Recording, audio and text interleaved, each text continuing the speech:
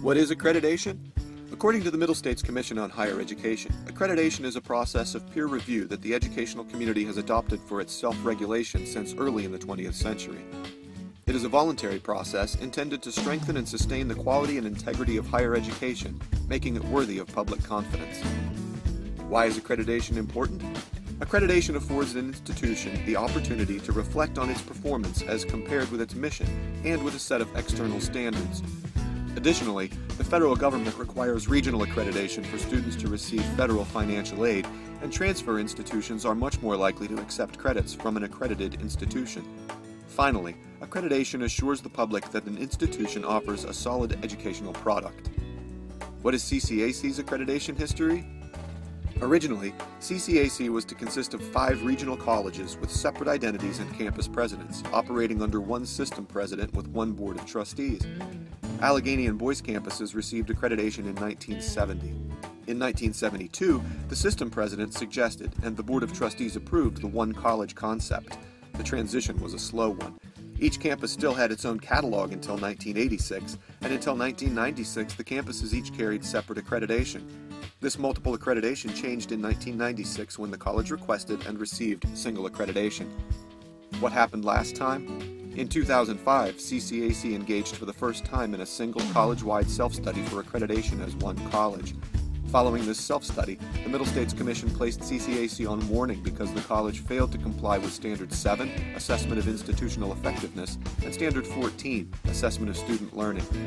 As a result of the Commission action, CCAC submitted 2 monitoring reports in 2006 and 2007, and a periodic review report in 2011.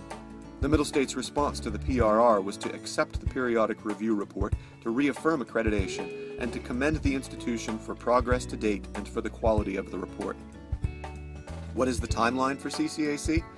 The steering committee drafted and refined self-study research questions, established working group membership, and identified supporting documents of value to each group. Broader work on the self-study begins with the first meeting of the working groups following the Fall All-College Day. Working group reports will be complete by the end of the academic year. The steering committee will compile reports and write the self-study over the summer of 2016, and a draft will be available for comment in the fall of 2016. The team visit will take place in the spring 2017 term. How does self-study fit with other college planning? The college is currently creating a new 5-year strategic plan. CCAC is in the final year of its An Investment in the Community Strategic Plan 2011-16. This is a potentially transformative period for the institution, and the self-study process will inform the development and adoption of a new strategic plan. Results of the self-study will also influence annual assessment, planning, and budget cycles. How does the self-study process work? For its accreditation status to be reaffirmed, CCAC must demonstrate its compliance with the 14 standards for accreditation, which are detailed in the Middle States publication Characteristics of Excellence. CCAC is one of the last institutions to engage in the self-study process under these standards. New standards for accreditation will be in place during the 2017 to 2018 academic year and beyond.